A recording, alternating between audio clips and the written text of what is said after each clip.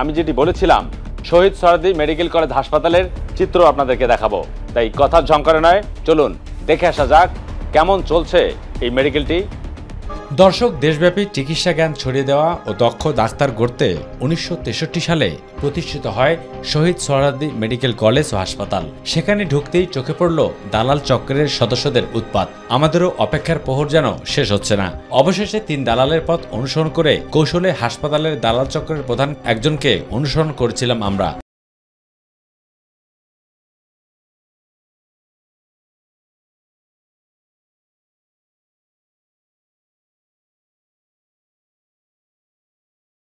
টাকা খুইয়েছেন। বলেন কি বলবেন, উত্তর দেন। আপনি যে আমাদের উপর শর্ট করলেন, আমরা কি কোনো অন্যায়ভাবে আপনার কাছে কোনো বেয়াদবি করেছি? এখানে আরো 10 জন মানুষ ছিল, আপনি এইভাবে আচরণ করলেন কেন? কি হয়েছে? কালকে আপনার কে নিয়ে গেছে 1000 টাকা? উনি বলছে যে পরীক্ষা নিরীক্ষা করবে, পরে আর আপনাদের রিপোর্ট দেয় না। বলছে যে 820 টাকা, পরে 1000 টাকা দিছে, কারণ ভাঙতি করে নিয়ে আসতেছে, আপনাকে টাকা দিব এই কথা বলে চলে গেছে, আর টাকা আমাদের দেয় না। নিজে 6000 টাকা 10 কেজি আমি এইখান থেকে ফার্স্টে নিয়ে আসছে আমার ওয়াইফে, ওখান থেকে নগদ এই পার না ওপার ডাক্তার দামো হ্যান দামো তেন দামো দেখায় 6000 টাকা নিয়ে বলছে 4 তলায় যাও, বোনাস আমার 4 তলায় দাদা কেউ নাই, 6000 টাকা শেষ নিয়ে যায় ক্লিনিকে পিছনে ডাক দিয়ে নিয়ে যায়, ওখানে নিয়ে যায় দেন 50 টাকা, দেন 100 টাকা, দেন 500 টাকা, এমনি করে অনেক চিটা বাট পাবে আছে। এখানে অ্যাকশন লোক নাই, এখানে যাবে ধরবেন তাই দালাল। সাক্ষ্য প্রমাণ যখন মিলে গেল এবং একে একে উপস্থিত হয়ে প্রায় সবাই যখন তাকে দালাল বলে চিহ্নিত করছিল, ঠিক তখনই জনরোষানলে পড়ে দালাল চক্রের এই সদস্য। অবশেষে ক্ষমা চেয়ে পার পেলেও ঘটনার অন্তরালের টিম আরো জানতে চায় তার সাথে আর কে কে রয়েছে। এই প্রশ্ন করা মাত্রই ভোতর। বলেন উনি কি বলে গেল? উনি বলে গেছে দালাল। কি বলছে? বলে গেছে কি ভাষাটা দেখায় বলে গেছে দালাল। এগুলো যারা অকারেন্স বা খারাপ পথে যারা আউটডুইং এ টাকা টোকা এগুলো নিয়ে, যেগুলো আপনারা একটু দেখবেন, আর এটা আপনারা চাই যে এটা ডিরেক্টরের সাথে আপনি জান কই জান কোথায়?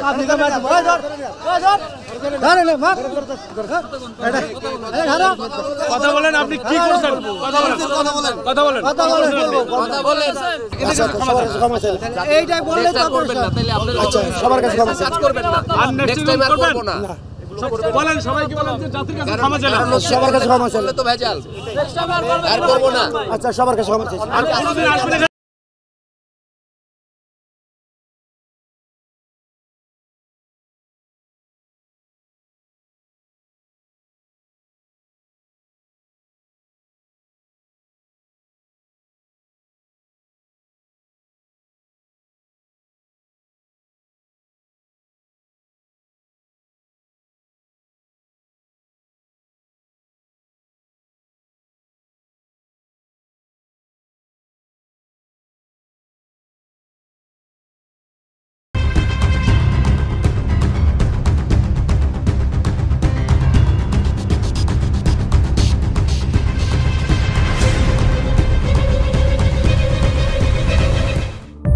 প্রিয় দর্শক, আমন্ত্রণ এবং স্বাগত জানাচ্ছি মাই টিভির অনুসন্ধানমূলক বিশেষ আয়োজন ঘটনার অন্তরালে। আর বরাবরের মতো অনুসন্ধানের পুরো অংশ জুড়ে থাকছি আমি আবু সৈয়দ অপু।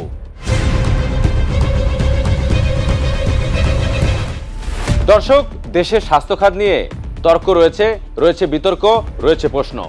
তবে কেন এত তর্ক বিতর্ক আর প্রশ্ন? কারণ দেশের টাকা চলে যাচ্ছে বিদেশে স্বাস্থ্য খাতে, আর বাংলাদেশে দিন দিন স্বাস্থ্য খাত পরিণত হচ্ছে আস্থাহীনতায়। কিন্তু এর কারণটা কি? সেই কারণ অনুসন্ধান করতে গিয়ে আমরা দেখেছি যে হাসপাতালে সরকারিভাবে যে সরঞ্জাম দেওয়া হয়েছিল রোগীদের জন্য, সেই সরঞ্জামগুলো অকেজো হয়ে পড়ে আছে দিনের পর দিন।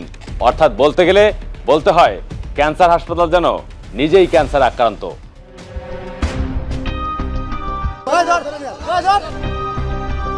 সবার কাছে ক্ষমা চাইলে তো ভেজাল। ক্যান্সার আক্রান্ত দরিদ্র ও নিম্ন আয়ের মানুষের একমাত্র ভরসাস্থল জাতীয় ক্যান্সার গবেষণা ইনস্টিটিউট ও হাসপাতাল। এই হাসপাতালে দীর্ঘদিন ধরে নষ্ট ছিল 4টি রেডিওথেরাপি মেশিন। সচল থাকা বাকি 2টি মেশিন গেল 24 সালের ডিসেম্বর শেষ ভাগে অকেজো হয়ে পড়ে। একসাথে সব থেরাপি মেশিনগুলো অচল হয় চরম বিপাকে হাসপাতালে চিকিৎসা নিতে আসা মানুষজন। আর জনবল সংকটের সাতকাহন্ত রয়েছেই। তবে এবার আসা যাক সারা দেশে ক্যান্সার আক্রান্ত গরিব ও নিম্ন আয়ের মানুষের একমাত্র ভরসাস্থল জাতীয় ক্যান্সার গবেষণা ইনস্টিটিউট ও হাসপাতালে। হাসপাতালের প্রবেশ করতেই বিধিবাম প্রায় 2 ঘন্টা ধরে অপেক্ষমান রাখা হয় ঘটনার অন্তরালের টিমকে।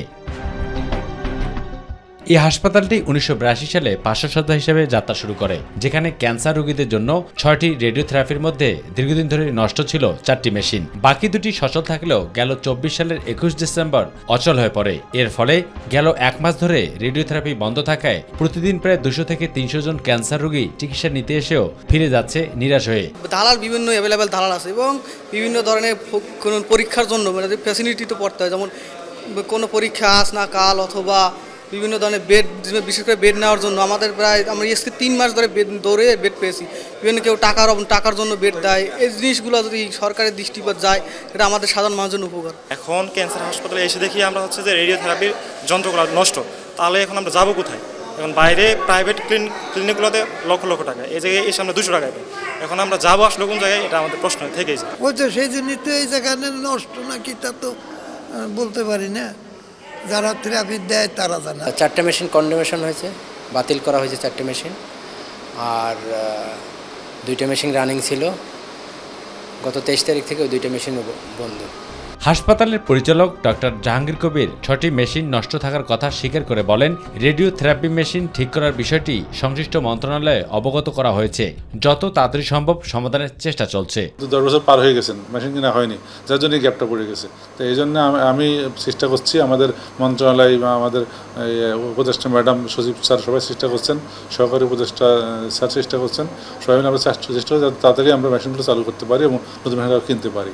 যদিও নতুন দুটি রেডিওথেরাপি মেশিন স্থাপন করা হলেও সচল করতে 2 থেকে 3 মাস সময় প্রয়োজন বলে মন্তব্য করে বলেন, রেডিওথেরাপি নয়, এই ক্যান্সার হাসপাতালে জনবল সংকট আছে প্রকট বলে জানান হাসপাতালের পরিচালক ডাক্তার জাহাঙ্গীর কবির। 500 শয্যার রুগী সার্ভিস দেওয়া 300 শয্যার জনবল দেওয়া আসলে কষ্টকর, তাতে সার্ভিসের কোয়ালিটি, দ্যাট ইজ মানগত সমস্যা হয়। ক্যান্সার নিয়ে গবেষণাকারী একটি আন্তর্জাতিক সংস্থার 2018 সালের রিপোর্ট অনুযায়ী বাংলাদেশে প্রতি বছর 1,08,000 মানুষ ক্যান্সারে আক্রান্ত হয়ে মারা যায়। এছাড়াও প্রতি বছর আরও 1.5 লাখ মানুষ ক্যান্সারে আক্রান্ত হচ্ছে। প্রিয় দর্শক, সময়ের বাধায় আমাদেরকে নিতে হচ্ছে ছোট্ট একটা বিরতি। বিরতির পর আমরা আপনাদেরকে যেভাবে ক্যান্সার হাসপাতালের গল্প শোনাচ্ছিলাম, এরপর আমরা যাব শহীদ সোহরাওয়ার্দী মেডিকেল কলেজ এবং হাসপাতালের বাইরের চিত্র দেখতে, কিভাবে এই হাসপাতালটি চলছে আর কার দখলে এই হাসপাতাল, আর দালালরা বা কিভাবে এই হাসপাতালকে পরিচালিত করছে একটি সিন্ডিকেটের মাধ্যমে, সেটাই জানবো, তবে বিরতির পর।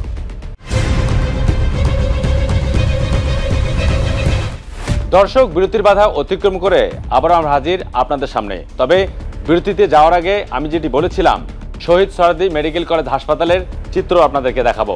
তাই কথার ঝংকারে নয়, চলুন দেখে আসা যাক কেমন চলছে এই মেডিকেলটি।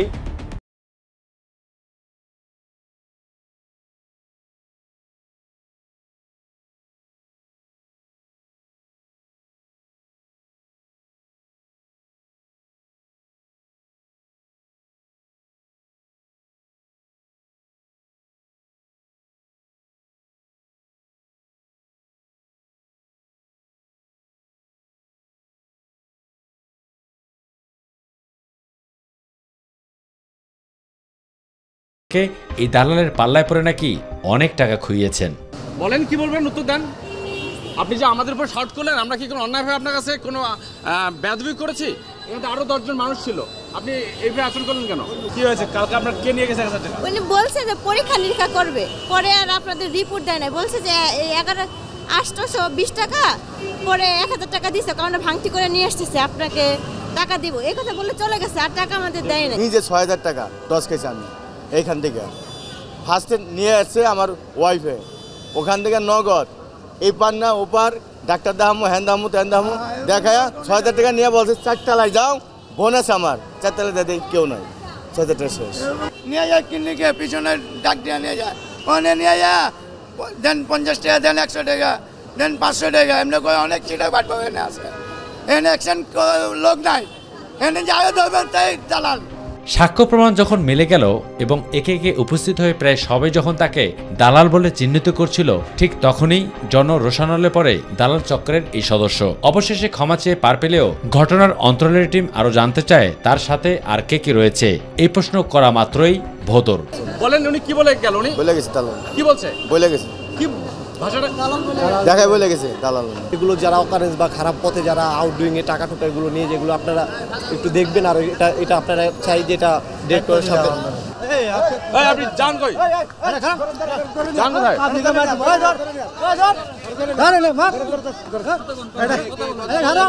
কথা বলেন, আপনি কি করছেন? কথা বলেন।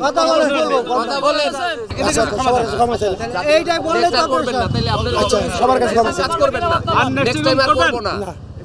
বলেন সবাইকে বলেন যে জাতির কাছে ক্ষমা চাই, সবার কাছে ক্ষমা চাই তো ভেজাল নেক্সট টাইম আর করব না। আচ্ছা সবার কাছে ক্ষমা চাই, আর কোনোদিন আসবেন এখানে না।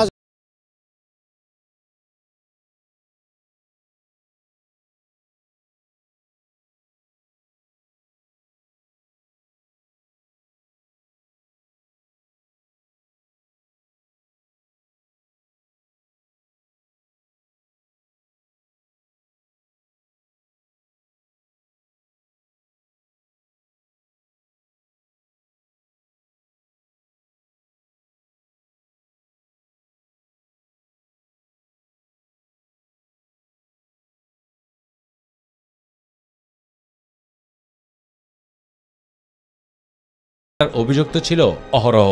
রোগ নির্ণয়ে পরীক্ষা নিরীক্ষা করার বদলে 10 থেকে 12টি টেস্ট দেওয়া হয় বলেও অভিযোগে তীর ছোড়েন ভুক্তভোগীরা। আর যথারীতি সরকারি হাসপাতালের ল্যাবে যেসব পরীক্ষার সব সুযোগ থাকলেও দালালদের সহযোগিতায় রোগীদের পরীক্ষাটা করিয়ে আনতে হয় বাইরের কোনো ল্যাব থেকে। কমিশন বাণিজ্যের এই চিরাচরিত প্রথায় সুবিধাভোগী এক শ্রেণীর চিকিৎসক থেকে হাসপাতালের সামনে দাঁড়ানো দালাল চক্রের সদস্য সবাই। আগে এখানে সব টেস্টগুলো হইতো, এখানে এখন অর্ধেক টেস্ট করে, বাকি টেস্ট নাই কেন? ওয়াই কই গেছে এরা? এখন বলে যাও ওই হসপিটালে, যাও পপুলারে, যাও ইবনে সিনায়। এখন যেই টেস্ট এখানে আমি 200 দিয়ে করব, আমি কেন ওই টেস্ট পপুলারে 1600 দিয়ে করব? সমস্যা এখানে রোগীর তুলনায় ডাক্তার কম, তারপরে অপরিষ্কার অপরিচ্ছন্নতা। ওই মসজিদের যে একটু ওই পারে মসজিদের গুল্লিতে ওখানে কি ওইখানে বলে ডাক্তার আছে, এখানে ডাক্তার ফার্মেসিয়ান গেছে, বন্ধ হয়ে গেছে। উনি ফাইয়া ইয়াতে গেছে গা, উনি অফিসে গেছে গা। আপনি এখানে যান, এখানে উনিও ওখানে এখান থেকে নাই। নিচে বলে আমার ককি 10,000 টাকা লাগবে, 12,000 টাকা লাগবে। আপু যাইতেছিল সিরিয়াল কাটতে, পরে বলে কি এই জায়গায় টাকা দিয়ে সিরিয়াল কাটতে হবে না, ওই পাশে নিয়ে যাবে। আমার কথা বলছে কিচ্ছুই লাগবে না। পরে নিয়ে গেল 20 টাকা লাগবে খালি সিরিয়াল। পরে নিয়ে গেছে বলে কি 2100 টাকা। সরকারি হাসপাতালে আমি কেন ঘুষ দিব? আপনাদের লোক বাড়ান, আমরা সুন্দর মতো সার্ভিস নিয়ে আমরা চলে যাব। এই যে টিকিট কাউন্টারে আমি টাকা জমা দেওয়ার জন্য আসি, টাকা জমা দেওয়ার আমি আলট্রাসাউন্ড করবো, আলট্রাসাউন্ড করার জন্য টাকা জমা দিয়ে যে আমি আলট্রাসাউন্ড করতে যাই, আমি ব্যাগের ভিতর হাত দিয়ে দেখি আমার মোবাইল নেই, সহকারে আমার 1000 টাকা সহ কিছুই নাই। তো প্রথমে আমার বলতেছে যে এই জায়গায় ডাক্তার নাই, পরে এক দালালের চক্করে পড়ে গেছিলাম, দালাল নিয়ে আপনার রোডের ওই পাশে নিয়ে গেছিল, পরে আবার তারে আপনার কোনো মতো বুঝ দিয়ে আবার চলে আসছি, পরে এখন দিয়ে ডাক্তার আছে। সোহরাওয়ার্দী হাসপাতালে প্রতিদিন শত শত রোগী আসে চিকিৎসা নিতে, আর এই অসহায়ত্বের সুযোগ নিয়ে সর্বশান্ত হচ্ছেন রোগীরা, হারাচ্ছেন অর্থ, মোবাইল সহ মূল্যবান সময়। রুগী আইসে বাথরুমে ঢুকে আরো বমি করে আবার কাইল হয়ে আরো অসুস্থ বেশি হয়ে যায়। রুগীর লগে একটা লোক আসবে দে একটু সুস্থ হওয়ার জন্য, উনিও অসুস্থ হয়ে যায়, কে কারে চেঁচাইব? বাথরুম নোংরা হয়ে থাকে, বাথরুম পরিষ্কার করে না, এগুলো তো ভালো না। সরকারি হাসপাতালে সবসময় পরিষ্কার পরিচ্ছন্নতা থাকবে। এখানে পরিষ্কার না, আর মানুষ আসলে এখানে সেবা নিতে আসলে অনেক হয়রানি হয়। একটা রুম, ওই রুমের ভিতরেই হসপিটালের মতন বানায় রাখছে, ওষুধ আছে, ইনজেকশন আছে, অপারেশন করার জায়গা আছে। মানে ফ্ল্যাটের মধ্যেই অ্যাকচুয়ালি একটা ক্লিনিক বানায় রেখে দিছে, একটা ফ্ল্যাটের মধ্যেই একটা ক্লিনিক বানায় রেখে দিছে। মানে ডাক্তার আছে, সব কিছুই আছে। দেখা গেছে একটা মনে করেন আপনার এইখানে আপনার এই যে আপনি এখানে স্লিপ নিলেন, এইখানে আপনার টেস্ট দিল, এইখানে তো আপনার 200 টাকা 300 টাকা হয়ে যেতেছে, ওইখানে আপনার 2000 টাকার মধ্যে করায় দিবে, কিন্তু কি ওইখানে আপনার এরকম ঘুরাইতেছে না, কিন্তু টাকা অনেক বেশি নিতেছে। হাসপাতালের মূল ফটক থেকে শুরু করে জরুরি বিভাগ পর্যন্ত যেন দালালের ছড়াছড়ি। সিরিয়ালের যে একটা অবস্থা, সিরিয়াল দিয়ে টিকিট নিয়ে যাইতে মনে করেন আমাদের রুগী দেখার টাইম ওভার হয়ে যাবে। লাইন তো টানে না, প্রায় 1 ঘন্টা দাঁড়ায় আছে লাইনে। একটা টেস্টের লিগা রুগী, ইমার্জেন্সি রুগী যদি একদিন এখানে টিকিটের জন্য লাগে, আবার টেস্টের জন্য আরেক দিন লাগে, তাহলে রুগী তো মারাও যাইতে পারে 2 দিনের ভিতরে। আমরা আসি কি জন্য? আমাদের কাছে টাকা পয়সা বেশি না। যদি আমার করে লাখ লাখ কোটি কোটি টাকা থাকতো তাহলে আমরা ভালোভাবে হাসপাতালে যেতাম। এখানে আসে আপনার হাইস 10,000 20,000 15,000 যেন মোটামুটি সুস্থ হয়ে যেতে পারে। এখানেও যদি দালাল হাতে পড়ে তাহলে তো এটা রূপে নেই। গেছি শিশু হসপিটালে, সেখানে আমাকে পুরোটা এরিয়াই ঘুরতে হয়েছে। সেখানে তো 3টা ভবন, একসাথে 3টা ভবনই ঘুরছি, বাট সেখানেও পারি নাই। দেন আসছি কিডনিতে, সেখানে বলছে না 6টা বাজে আসতে হবে, তাও অনেক কম মানুষ নেয়, সিলেক্টেড মানুষরাই যেতে পারে যারা আগে আসতে পারে। এখন এখানে এসে তো অনেক বড়ই লাইন। ভবন্তি হইতেছে পা আছে দাঁড়িয়ে দাঁড়া আছে, এক পা লাঠি এক পা ইয়ে নিয়ে, মানে রুগীকে রুগী হিসেবেই ধরে, মানুষ হিসেবে ধরে না। ওদের কাছে হচ্ছে কোনো কিছু আর্জেন্ট বলতে কোনো কিছু নাই। আমার ডায়ালাইসিসের রুগী আর্জেন্ট থাকে, এনি টাইম ডায়ালাইসিস দেওয়ার জন্য ফিস আগে উপরে নিত, এখন নিচে এই সিরিয়াল ধরে নিয়ে যেতে হয়, ওখানে রুগী একা ফালায় রাখা। আর খাবারের মান নিয়ে প্রশ্ন ওঠায় ঘটনার অন্তরের টিম এবার রুগীদের খাবারের রান্নাঘরে। দেখুন বাস্তব পরিস্থিতি আর কি বলছেন দায়িত্বরত কর্তা। প্রত্যেকটা রুগীকে যদি বলেন যে আলাদা আলাদা খাবার নিতে পারতে, তা আমি আশারও কি মানে খাবারের মান খারাপ অন্তত বলবেন। এমন প্রেক্ষাপটে কি পদক্ষেপ নিচ্ছেন নবাগত পরিচালক ডাক্তার মোহাম্মদ শফিউর রহমান?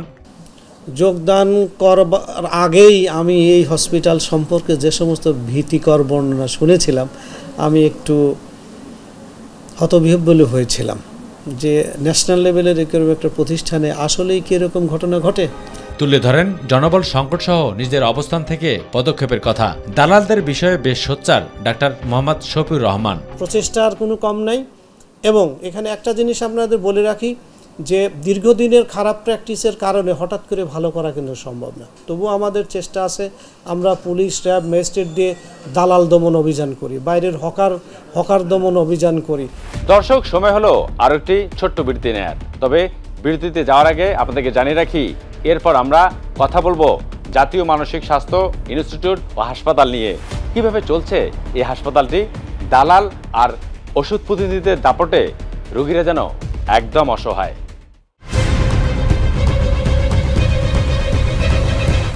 প্রিয় দর্শক, বিরতির বাধা টপকে আবার আমরা হাজির আপনাদের সামনে।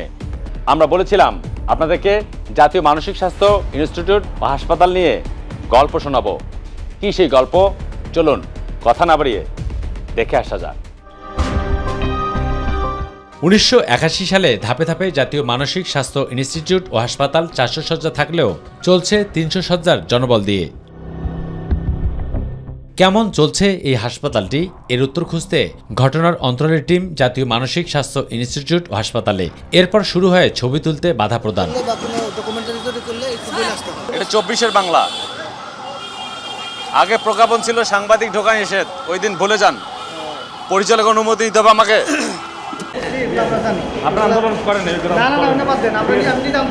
অবশেষে পরিচালকের সম্মতিক্রমে ভেতরে প্রবেশ করতেই সব নার্স আর স্টাফদের চোখ যেন কপালে। বাকিটা নিজেরাই দেখুন, এ যেন নার্সদের আড্ডাখানা।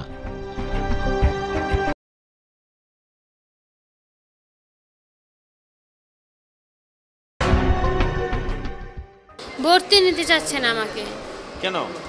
বলে যে আমি সুস্থ।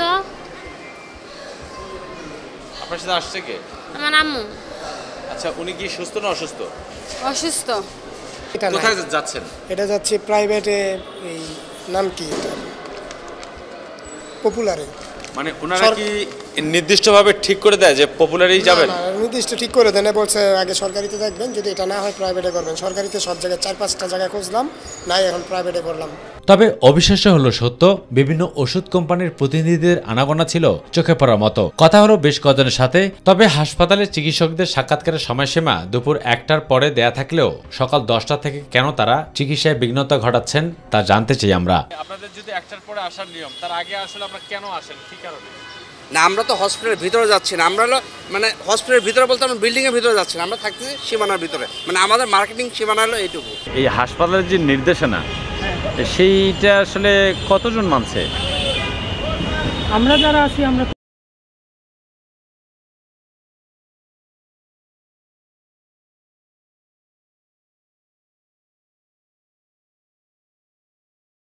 বলছি যে আমার কলিগরে বলছি, একটু ইশারা দিছি, আর কিছু তো না। আপনি কি ইশারা দিয়েছেন? কেন ইশারা কি দিয়েছেন? আরে ওরে দিছি যে কি হচ্ছে এইটা নিয়ে। আপনি কি জানেন এটা 24-এর বাংলাদেশ? আমি কি বলছি আপনাকে? আমি তো অন্য কিছু বলি না। আপনি 24-এর বাংলাদেশে এইভাবে কথা বলতে পারেন না তো। আমি কিছু বলছি আপনাকে? আমি একটা ইন্টারভিউ ছেলে, আমার কাছে রেকর্ড আছে। আপনি হিউম্যান সেন্স। আরে আমি এটা আপনার কাজের সময় কি আমি বাধা দিয়েছি আপনাকে? আমি আমার কলিগকে কি বাধা দিতে পারি না? আপনি বাধা দিই না তো। আমি এখানে ভিজিটও করতে আসি। আপনি নিজে স্বীকার করলেন যে আমার কলিগকে আমি বাধা দিতে পারি না। আমি বাধা না, আমি বলছি আমার কলিগকে আমি ইশারা দিতে পারি না। আমি ভিজিট করতে এখানে আসি নাই। ক্লিয়ার বলি আপনাকে কেন তাহলে অন্যজনকে কেন আমি আমাদের গণমাধ্যমের কাজে ব্যাঘাত ঘটালেন কেন? আমি কেন ঘটাই নাই?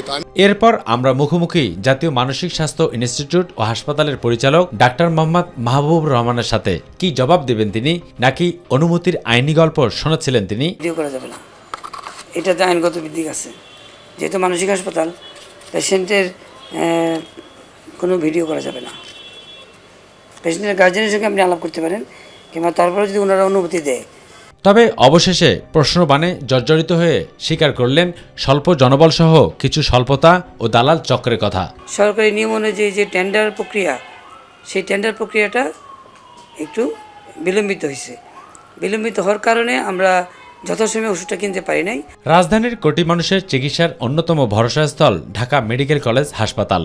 টর্লি বাণিজ্য থেকে শুরু করে টিকিট, আইসিইউ বেড ও নর্মাল বেড বিক্রি করার সিন্ডিকেট বেশ সক্রিয়। এ যেন পুরাতন গল্প নতুন করে বলা। এমন অবস্থা রাজধানীর সব সরকারি হাসপাতালে। অর্থোপেডিক্স, কিডনি, শিশু সহ সব হাসপাতালের চিত্র যেন একই রকম। আপনি কি মনে করছেন এই দেশটা কি? আমি অনৈতিকতা কেন করব? আপনি আমার কাছে জায়গা চাইছেন কেন? আপনি টাকা চাইছেন কেন? আপনি এই টাকা নিয়ে ঘুরতেছেন কেন? এই টাকা এই ফাইল এই টাকা শুনেন, যে রোগী আমি যার টাকা দিচ্ছি, আপনার কথা কি? এই টাকা আপনার তো রোগী নাই, আপনার কি এখানে রোগী আছে? এটা নিয়ে সে এখানে ঘুরতেছে, লোক নিয়ে আইছে। আমাকে এই ভাই ইশারা দিয়ে বলছে যে এরা দাঁড়াই আছে, আপনি কেন এই ইডেনে ঘুরতেছেন? সে ঘুরতেছে, এই যে টাকা 200 টাকা এই ফাইল নিয়ে আইছে। আমি দর্শক, এবার আসা যাক মানুষের জীবন বাঁচাতে অত্যাবশ্যকীয় ওষুধের উপর। ওষুধ একটি জীবন রক্ষাকারী পণ্য, আর এই পণ্যটির সাথে পরিচয় নেই পৃথিবীতে এমন লোকের সংখ্যা বিরল। মানুষ বা প্রাণীর বিভিন্ন রোগ নির্ণয়ে, প্রতিকারে ও উপশমে অথবা প্রতিরোধের জন্য অভ্যন্তরিক বা বাহ্যিকভাবে ব্যবহৃত হয় এই পণ্যটি। বাংলাদেশ আজ এই ওষুধ উৎপাদনে প্রায় স্বয়ংসম্পূর্ণ। বর্তমানে দেশের চাহিদার প্রায় 98% ওষুধ তৈরি হচ্ছে দেশে। দেশের বিশাল জনগোষ্ঠীর চাহিদা মিটিয়ে বৈশ্বিক বাজারেও একটি ভালো অবস্থান তৈরি করতে সক্ষম হয়েছে এদেশের ওষুধ প্রস্তুতকারক কোম্পানিগুলো। তবে মাঝে মধ্যেই কোম্পানিগুলো নিজের খেয়ালখুশি মতো ওষুধের দাম বাড়িয়ে বিপাকে ফেলছে সাধারণ মানুষকে।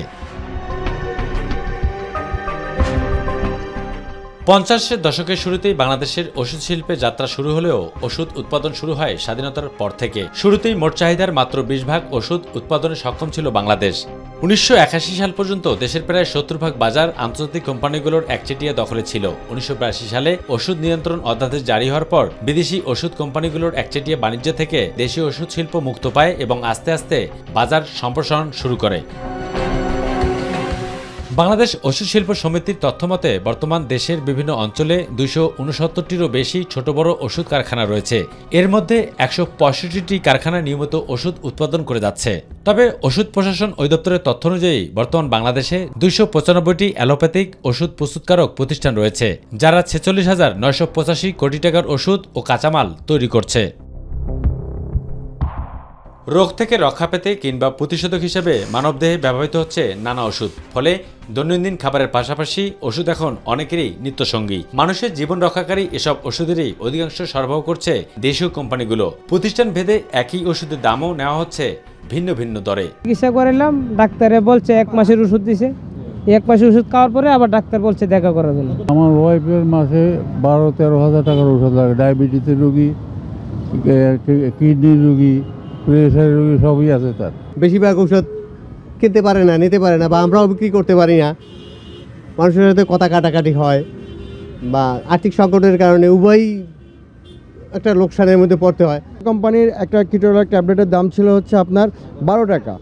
হ্যাঁ, হুট করে এই কোম্পানির ট্যাবলেটটা এখন 20 টাকা করে ফেলছে। দ্যাট মিনস আপনার 12 টাকার ট্যাবলেটটা 20 টাকা করেছে, 8 টাকা বেড়েছে 1 মাসের মাথায়।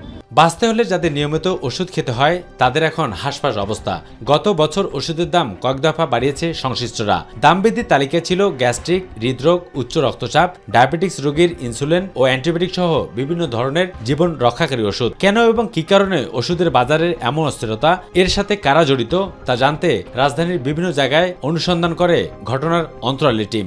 সরকারের কাছে দাবি যাতে ঔষধের দামটা না বাড়ে, কারণ ঔষধ লাগে কাদের? যারা অসুস্থ। ভাই, আমার তো ডাক্তার যখন লেখে তখন আমাকে জমি বিক্রি করি, বাড়ি বিক্রি করি, ওষুধ খাইতে হবে। ওষুধ কোম্পানির দাম বাড়াইলে কিছু করার নেই আমাদের। দর্শক, বিদায় ঘন্টা বেজে উঠেছে। তবে বিদায় নেওয়ার আগে বরাবর তো একটি কথাই বলি, পৃথিবীতে কারো ক্ষতি করে কেউ কখনো ভালো থাকে না। আর যারা অন্যের ক্ষতিতে মেতে উঠেছেন তারা কি একটু শান্ত হবেন? কারণ আপনি যার ক্ষতি করছেন সে হতে পারে আপনার মা, আপনার সন্তান, আপনার স্ত্রী কিংবা আপনার ভাই।